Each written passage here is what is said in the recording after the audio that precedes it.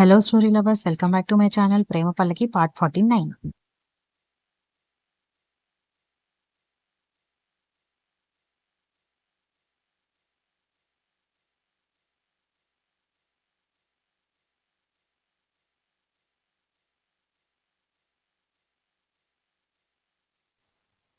Dad, తల్లిదండ్రులు చేసిన పాపాలు పిల్లలకి చుట్టుకుంటాయని పేరెంట్స్ పాపాలు చేయకుండా పెద్దలు శాస్త్రాల్లో చెప్పారు. పేరెంట్స్ చేసిన వాటికి పిల్లలకి ఏంటి సంబంధం అని మనం కూడా అప్పుడప్పుడు అనుకుంటాం.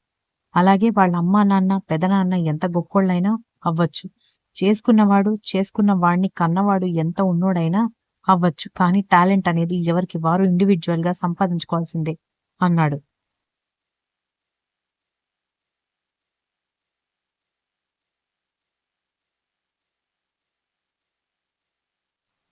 సరే, నువ్వన్న మాట కూడా ఓకే. దితికి 2 మంత్స్ టైం ఇద్దాం. ఆ 2 మంత్స్‌లో తనకి వచ్చిన ప్రతి ప్రాజెక్ట్ తను శ్రద్ధగా చేయకపోయినా, ఒక్క ప్రాజెక్ట్ మిస్ అయినా సరే నీ మాటకి తల వంచి దితిని ఆ పోస్ట్ నుంచి తీసేస్తాను అన్నాడు ధృవ. డాడ్, అంతదాకా తెచ్చుకోవడం ఎందుకు?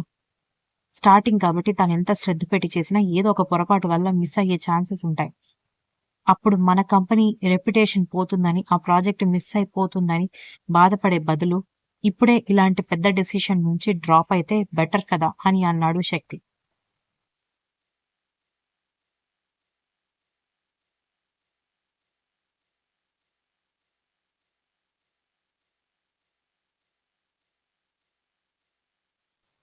మీరిద్దరూ కాసేపు నోరు మూసుకుంటారా అని రేవతి అనేసరికి తండ్రి కొడుకులిద్దరూ ఆవిడ వైపు చూశారు. అసలు మీ గురించి మీరేమనుకుంటున్నారు? తమరేమో కోడల మీద అభిమానంతో 2 నెలలు టైం ఇచ్చి డెడ్ లైన్ పెట్టి దాన్ని స్ట్రెస్ చేస్తానని అంటున్నారు. వాడేమో దాని టాలెంట్ ని కించపరుస్తున్నాడు. అసలు తన డెసిషన్ ఏంటో తెలుసుకోకుండా మీ ఇద్దరి నిర్ణయాలేంటి అంది రేవతి.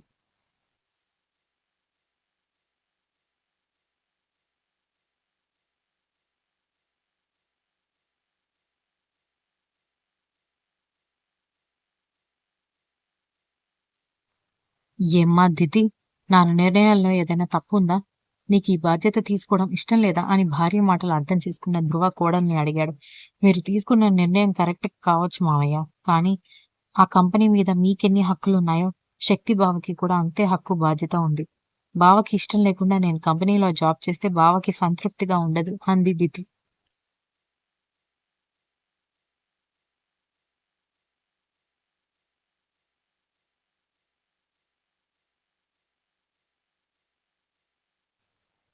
నీ టాలెంట్ మీద నీకు నమ్మకం లేదా? నాకు కాదు మావయ్య, శక్తి బావకి లేదు. పైగా మీ తర్వాత ఆ కంపెనీ బాధ్యతలు తీసుకొని ఈ స్థాయికి తీసుకొచ్చిన బావ నా వల్ల దాని రెప్యుటేషన్ పోతే తన కష్టానికి ఫలితం లేకపోగా ఇన్నాళ్లు పడిన తన కష్టం వృధా అయిపోతుందని బాధపడుతున్నాడు మావయ్య. మనకి ఉద్యోగం ఇచ్చే యజమాని అయినా, మనల్ని పోషించే తల్లిదండ్రులైనా మన నుంచి ఏదైనా ఫలితం వస్తుందంటేనే ఒక బాధ్యతని మన నెత్తి మీద పెట్టడానికి ఇష్టపడతారు అంది. అలాగని ఊరుకుంటే వాడికి ఎప్పటికీ నీ విలువ అర్థం కాదమ్మా అంది రేవతి.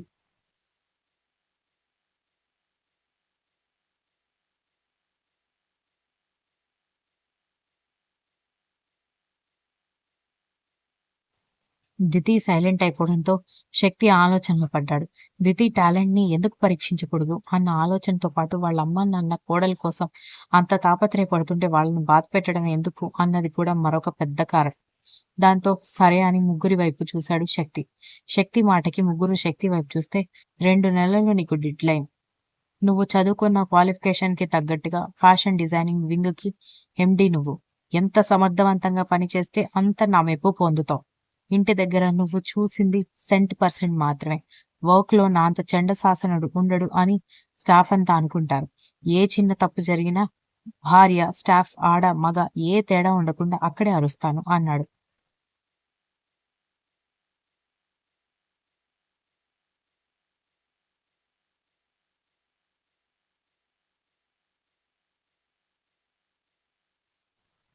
నువ్వేంటిరా, ఒప్పుకున్నట్టే ఒప్పుకొని ఈ రకంగా బెదిరిస్తున్నావా అంది రేవతి. మమ్మీ, ఇదివరకు నేను ఏదంటే దానికి ఓకే అని మీరు ఎప్పుడైతే కోడలొచ్చిందో అప్పటినుంచి నన్ను లెక్కలోకి తీసుకోవట్లేదు.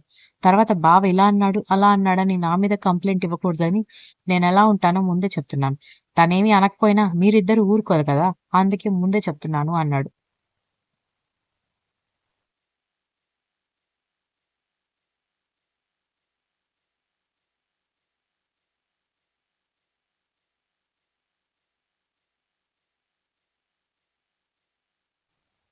రేవతి ఇక ఏమీ అనలేక సైలెంట్ అయిపోవడంతో, "నీకివన్నీ ఓకే అయితే, ఈ రోజు నుంచి నువ్వు మేనేజింగ్ డైరెక్టర్" అన్నాడు శక్తి. "నా వరకు నాకు తెలిసిన పనిని సమర్థవంతంగా చేయడానికి నేను ప్రయత్నిస్తాను బావ. పర్ఫెక్ట్‌గా చేస్తానని నేను ముందే గొప్పలు చెప్పే రకం కాదు. ఎందుకంటే అందరి తలరాతలు రాసే బ్రహ్మదేవుడు కూడా ఒక్కోసారి కళ్ళు మూసుకుని కొంతమందిని ఆదిలోనే తుంచేస్తూ, లేదంటే నానా కష్టాలు పెడుతూ హింసిస్తూ ఉంటాడు. ఆయన రాసే తలరాత మీద బ్రతికే మనుషులం. ఆయనే అన్ని పొరపాట్లు చేస్తుంటే, మామూలు మనిషిని నేను పొరపాట్లు చేయను అని చెప్పను. కానీ పొరపాటు జరగకుండా చూసుకుంటా. ఒకవేళ జరిగితే అందుకు పనిష్మెంట్‌గా మీరెన్ని మాటలన్నా ఓకే" అంది తిథి.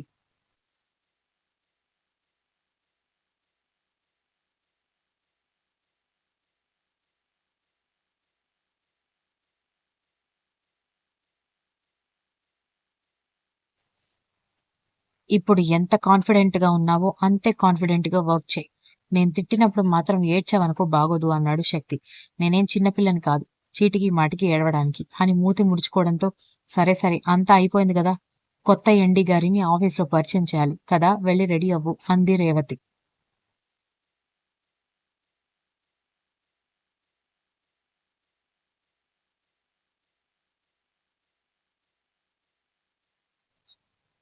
దితి సరేనని తను కట్టుకున్న నార్మల్ చీర తీసేసి కాస్త హుందాగా ఉండే షిఫాన్ చీర కట్టుకోవడం కోసం రూమ్‌లోకి వెళ్తే, అప్పటికే రెడీ అయ్యి ఉండడంతో శక్తి దితి కోసం వెయిట్ చేస్తూ హాల్‌లో కూర్చున్నాడు.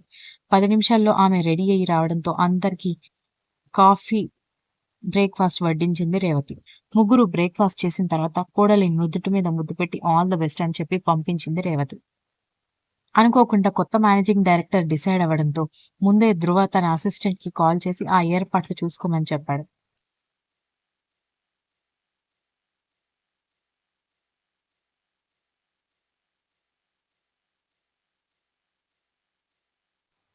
దాంతో కొత్త ఎండీ గారు వస్తున్నారని బయట హోర్డింగ్స్ పెట్టి ఆఫీస్ అంతా కూడా బెలూన్స్‌తో అప్పటికప్పుడు డెకరేట్ చేయడంతో ఆఫీస్‌కి వస్తున్న వాళ్ళందరికీ కొత్త ఎండీ వస్తున్నాడని అర్థమైంది. హమ్మయ్య! మన చండశాసనుడి దగ్గర నుంచి తప్పించుకున్నట్టే అని ఆఫీస్‌లోకి వస్తున్న ఒక అమ్మాయి తన కొలీగ్‌తో చెప్పడంతో, "హలో! అక్కడ చేంజ్ అయ్యేది మేనేజింగ్ డైరెక్టర్ మాత్రమే. చైర్మన్ అదే చంద్రశాసనుడుంటాడు" అనగానే నీరు గారిపోయింది ఆ పిల్ల.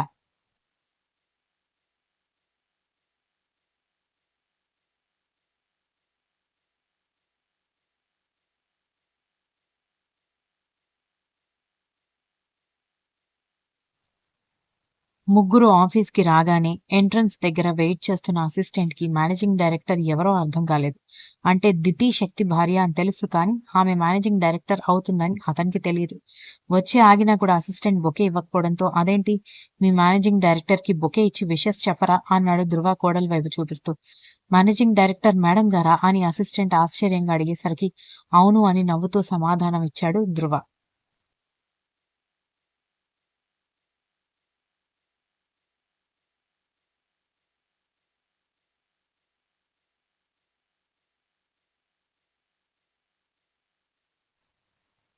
కొత్త మేనేజింగ్ డైరెక్టర్‌గా బాధ్యతలు తీసుకోబోతున్న మీకు ఆల్ ద బెస్ట్ మేడం అని బొకే ఇచ్చి విషెస్ చెప్పాడు అసిస్టెంట్. దాంతో ఆ డిస్కషన్ వింటున్న మిగతా వాళ్ళకి కూడా ఎవరు మేనేజింగ్ డైరెక్టర్‌నో అర్థం అవ్వడంతో ఒక్కొక్కరుగా వచ్చి వాళ్ళు తీసుకొచ్చిన చిన్న చిన్న పువ్వులు లేకపోతే బొకేలు ఇచ్చి విషెస్ చెప్తూ ఉన్నారు. కొంతమంది దండలు కూడా వేయడానికి వస్తుంటే అవసరం లేదు అని శక్తి చూపుతోనే బెదిరించడంతో, అబ్బో! ఇష్టం లేదంటాడు మళ్ళీ పనికిమాలిన జెలసీ ఒకటి అనుకున్నాడు ధృవ. ఆ విషయం అర్థమైన దితి కూడా నవ్వుకుంది.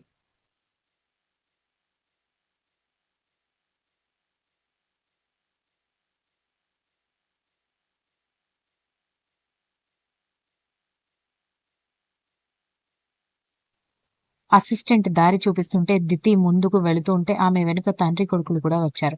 లిఫ్ట్ ఎక్కి పైకెళ్ళిన తర్వాత మేడం ఇదే మీ క్యాబిన్. సార్ ఉదయం ఫోన్ చేసి చెప్పగానే మొత్తం క్లీన్ చేయించేసి శానిటైజ్ కూడా చేయించాను. మీకు ఇంకేమైనా చేంజెస్ కావాలంటే చేయిస్తానని క్యాబిన్ డోర్ ఓపెన్ చేశాడు. Continuous. If you like this story please like, share, comment and don't forget to subscribe.